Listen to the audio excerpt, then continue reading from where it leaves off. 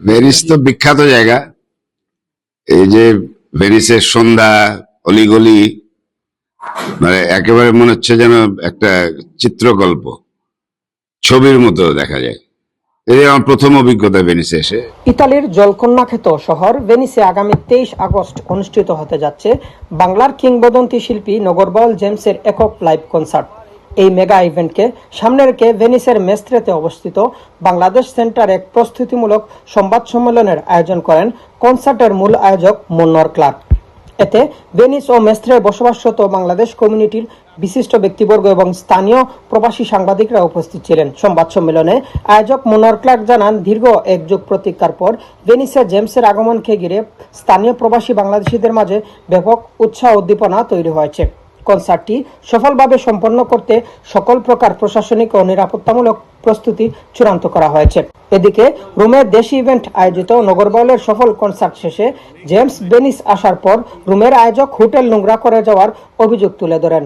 সে বিষয়ে ভেনিসের এই সংবাদ সম্মেলনে জেমস জানালেন, তিনি হোটেলের ওই কক্ষেই ছিলেন না। এইখানে যখন আমরা চলে আসছি ভেনিসে, তখন তারা বলতেছে যে এই হয়েছে। তো এইটার উত্তর আমরা কিভাবে দিব? 549 সেখানে আমাদের অতিথি গিটারিস্ট এবং কিবোর্ড যে বাজে ইয়াং ছেলে এরা। তো এখন নিয়ম কিন্তু একটা হোটেলে সবসময় তাদের যে ক্লিনিংটা করা, আর ইয়াং ছেলের ওরা হয়তো ক্লিন করে নাই, কিন্তু না করে এমন কিছুই, এটা এমন কোনো বড় বিগ ডিল না। কিন্তু আপনার সাথে আমার যে চুক্তি, আমি যদি চুক্তির কোনো বরখেলাপ করি, চুক্তিতে সবসময় একটা মনে রাখবেন ব্রিচ অফ কন্ট্রাক্ট একটা সেগমেন্ট থাকে।